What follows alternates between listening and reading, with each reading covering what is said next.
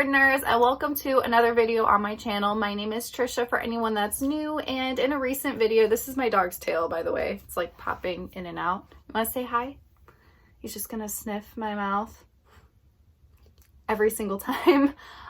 So recently I made a video on whether or not morphs are ethical or not, and one of the reasons that I found that they weren't is when there are morphs that are produced that cause health issues for the animals, because then the animals just aren't having a great life if they're having health issues. So I wanted to create an entire video dedicated to all of the different types of morphs and reptiles that have health issues. So I was not expecting to find as much as I did doing research. So this is going to be a very, very long video. There's just so much to go through, and it's not even covering everything. So I'm sure that there's so much more that I'm not even listing. So I'm going to put markers for the different types of animals. If you're looking for a specific animal that you're interested in, I don't want you to have to watch all the stuff that you don't want to see. So yeah, we're going to put some markers. You will get to see exactly what you want to watch. Go skip to it and learn what you want to learn. And if I forget to mention one, or there's one that you're aware of that I'm not, please go ahead and leave it in a comment, because I just really want to start a discussion about this and just really bring awareness. I'm not doing this to like hate on breeders or anything like that. I just want to bring awareness for people that want to purchase reptiles or maybe breed reptiles. That way they have a better understanding of what works and what doesn't, and make sure that they're buying healthy animals. That being said, I am not a scientist. I am not like a professional in anything. This is all just my own research that I have done, and it's open to speculation. So I do want to mention that when I'm talking about these issues within the morphs, every individual animal is different. Some of them will be mild, some will be more severe, some of them won't even show any symptoms whatsoever. So that is where it gets really controversial, because some people are saying, well, not all of the snakes are going to have these issues, so therefore it's ethical. I'm just going to be flat out talking about the facts here and what people have seen and documented and done their research on, or noticed patterns in morphs that typically cause health concerns. So that is the premise of this entire video, and I'm going to dive in because it is a big one. So to start off, I'm going to start with the ball pythons. So there are so many morphs of ball pythons. I'm wearing my awesome shirt today. Also, Trademark Exotics, where I got Chaos from. He creates amazing morphs. I'm not shading morphs in general, but there are morphs that have issues, especially with ball pythons, because they've been being bred for so long that people have really noticed the issues that come to mind when there are certain morphs. So we're going to jump into all of those today. So when it comes to ball pythons, there are so many with issues related to the morphs. I'm going to start off with the issues and then list the animals that are related to those issues. So the first issue with ball pythons is the wobble. So most people are familiar with this wobble, especially with the spider gene. It's talked about quite frequently. So basically this is just an issue with equilibrium. These animals just have an issue with balance. It can affect their hunting and their survival. A lot of the times there's like stargazing. They just don't have like a good sense of balance, and they like kind of tip to their side, and they just do strange movements. So those are the characteristics with a wobble. There's also corkscrewing, shaking their head, tilting their head. And again, all of this can be variable. Not all of them are as bad or the same. Like every individual animal is going to be a little bit different. Some of them are mild, some of them are more severe. So the morphs that are associated with the wobble are the spider, woma, hidden gene woma, champagne, super sable, powerball, super spot nose, and then anything with a bee in it, like bumblebee morph or spider bee. All of these usually have these issues as well. So those are all the morphs to keep in mind if you're looking for a snake and you don't want to get one with a neurological disorder. Absolutely try to avoid those morphs. There's also a combination issue with sable and spider, and it's difficult to hatch, and they also have a severe wobble as well. So that's mainly for people that are breeding. If you want to be breeding ball pythons, you shouldn't mix those two, because you may end up with a severe wobble, or they may not even survive. So best to avoid that one. So the next issue we're going to talk about are the lethal ones. So these ball pythons literally just don't live, and if they're born, they don't live for long and they end up dying because of some type of complication. So the morphs that have this lethal issue are if you mix a champagne and a spider, a pearl ball python, a super champagne, or a super spider. So really unfortunate, but if you're producing those morphs, a lot of the time they're just not going to survive. So it's best to just avoid that. Number 3 is fertility issues. So there are certain morphs that have fertility issues, meaning that they just don't produce viable eggs, or they may be more likely to become egg bound, which can ultimately kill your snake if it's not addressed in a timely manner. So it can be very serious. This is also mainly for people that may want to breed. If you want to be breeding ball pythons, it's best to know like if an animal is not going to be able to successfully breed for you. So the morphs associated with the fertility issue are the desert ball python and the caramel albino, because they're known to just lay a lot of slugs. The next issue is kinking. So this is when the snakes get a spine deformity. Sometimes this can be so severe that the snake just needs to be euthanized. It can't properly digest its food and survive, so they just need to be euthanized, which is really sad. So the morphs that are associated with kinking are usually caramel albino, and then on rare occasions when you mix super cinnamon and super black pastel, it can result in kinking of the ball pythons. So it's just something to avoid. Again, that's for the people that are looking to breed. The next issue with ball python morphs is duck billing. So duck billing is basically when there's a narrowed nose near their eyes, making the end of their nose look wide like a duck bill. Severe cases can make it difficult for the snake to eat. Most often it's just a matter of looking strange and it's just their appearance that's odd. So the morphs that are associated with this are super cinnamon and super black pastel. Moving on, the next issue with ball pythons is bug eyes. So bug eyes is basically exactly what it sounds like. It's when the snake just has larger eyes than normal. The morphs that are associated with this are super lesser, platinum, and super butter. And then there's the complete opposite, which is ball pythons that have smaller eyes than usual. Again, it's not really something that affects them, but it just is an appearance thing and it's an abnormality. So the morphs that are associated with this one are the lesser platinum when you mix that with a piebald.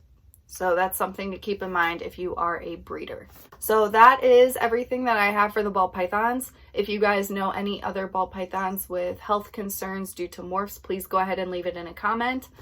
There's so many different morphs that I'm sure that there are other issues out there, but this was all that I was able to find, and I want this to be like a little database for people to refer to be able to find all of this information. The next animal that we are going to talk about is the bearded dragon. So bearded dragons are amazing. There are so many different morphs that are coming more available now.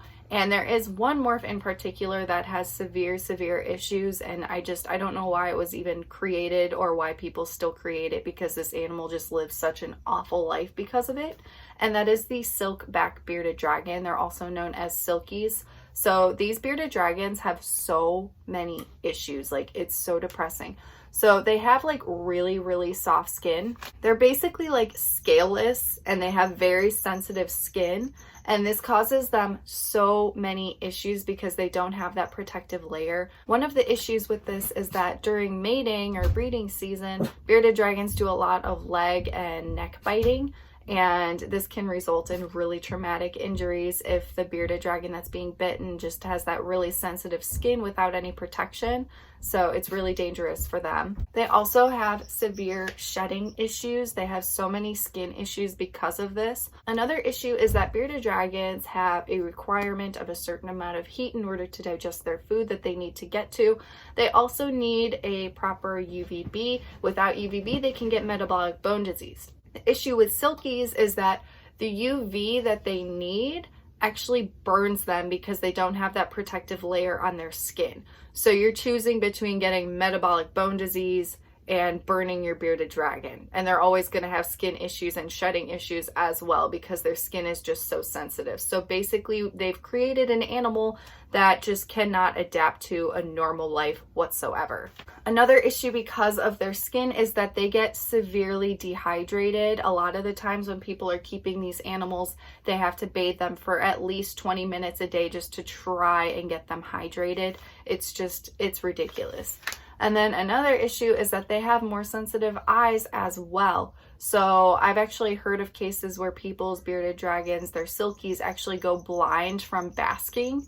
And again, the basking is essential for them to live. Like, that's something that they need, but then it's also causing them so much pain and burns and could possibly make them blind as well. And for a bearded dragon to go blind, that is extremely detrimental to their health and well-being, because they are hunters, and if they can't see their food, they just aren't going to eat. Like, they need to see movement and like be able to hunt and things.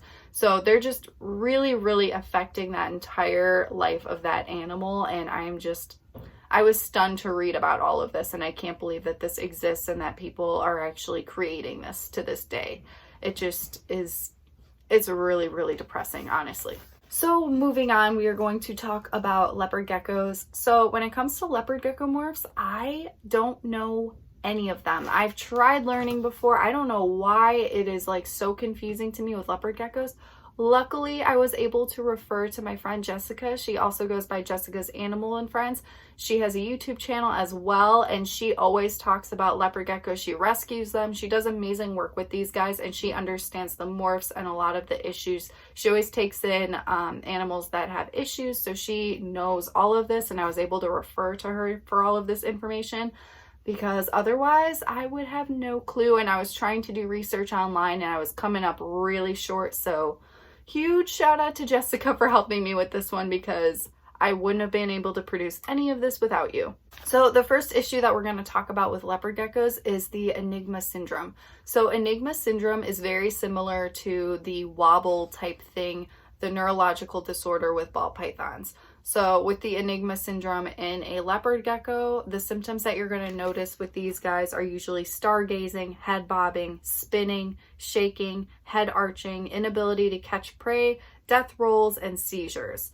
Again, this has to do with their equilibrium and sense of balance, and it's a neurological issue, so it is in their brain.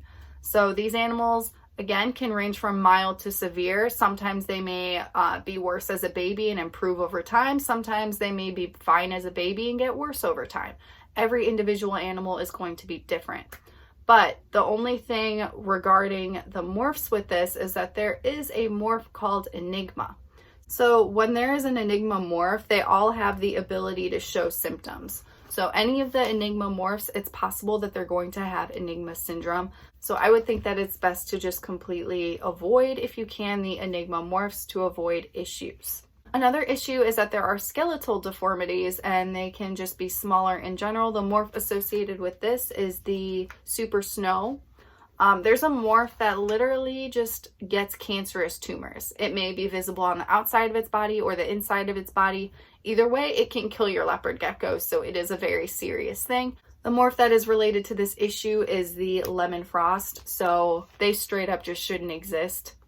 I don't know why they exist, especially like if you know that the animal that you're producing is going to have cancer and die. Like, it doesn't sound very ethical, but I'm going to jump right back into this because I'm trying to keep this factual. There are also leopard geckos with behavioral issues. I was unaware of this. So when it comes to behavioral issues, this means that they can be way more flighty or even aggressive. And I know it's so strange to hear about aggressive leopard geckos, but I've heard about it many times, and they may have been associated with this morph, and that could explain it, because normally leopard geckos are not aggressive at all. But the morph that does have behavioral issues is the blizzard. And I've heard of blizzards before, so I was not aware that they had behavioral issues. So if you don't want a leopard gecko biting you, it's best to avoid the blizzard morph. And the last issue is sensitive eyes. This is related to the albinos. This goes for pretty much any reptile. All of the reptiles that are albino, sometimes it's worse than others. Again, it's always going to be ranging, but usually with an albino animal, their eyes are going to be way more sensitive. With leopard geckos, they definitely have that sensitivity, and you got to keep them away from a lot of light a lot of the time. If you are keeping one in a room, you need to keep them away from the window and just make sure that their eyes are not really being exposed to a lot of light. So the next one I'm going to talk about are boa constrictors. So boa constrictors, there are so many different morphs that are being produced, but I feel like there's not a lot of research being done on whether or not these morphs are basically viable or healthy. So I was trying to do as much research as I could, and I was able to find a database that had some information. For me, I have heard of a lot of boa constrictors dying around the year 1.5 to 2 years, and that is exactly when my boa constrictor died. And I wasn't completely aware of his genetics. I knew that he had jungle in him because his breeder didn't seem to know all of what was in him. He was trying to list the morphs, and he didn't really seem too sure of himself when he was listing them. But like, I also was new to the morph, so it was like going over my head as well. But I do know that he mentioned jungle, and when Vendetta passed away, someone messaged me and they said that there is an issue with jungle morphs, and a lot of the time they do die around that age unexpectedly without showing any symptoms. I thought that this was IBD. It could have been IBD. It may be a neurological issue with morphs. There needs to be more research, but this is the information that I was able to gather regarding the morphs of boa constrictors. Again, if you guys have any more information, please leave it in the comments because I'm trying to find as much as I possibly can on all of this. So from what I gathered, there is an issue with super motley. Super motley, they don't survive for long enough to reproduce. So this is one of those animals that, again, is going to live for maybe like a year, year and a half before they're able to be of breeding size and mate. So, and then they die. So it's kind of unexpected. I feel like this doesn't really give much of an explanation, but this also fits into that category of boa constrictors that just die at an early age. There is speculation on this that it could be due to underdeveloped muscles, so they just are weaker snakes in general, and that is why they pass away. And again, it's going to vary because there are some that have been okay, but then there are some that have not. So it's, again, one of those cases where it's just so hard to determine like where there's an issue or not, but there has been a noticed pattern with this morph. Another issue is the super jungle. So with the super jungle, they are unable to reproduce. More are surviving to adulthood now. So that's good news, but it does show that there are a lot of super jungles that just don't make it to adulthood with kind of no explanation as to why. It may be an issue relating to the morph. It may be neurological.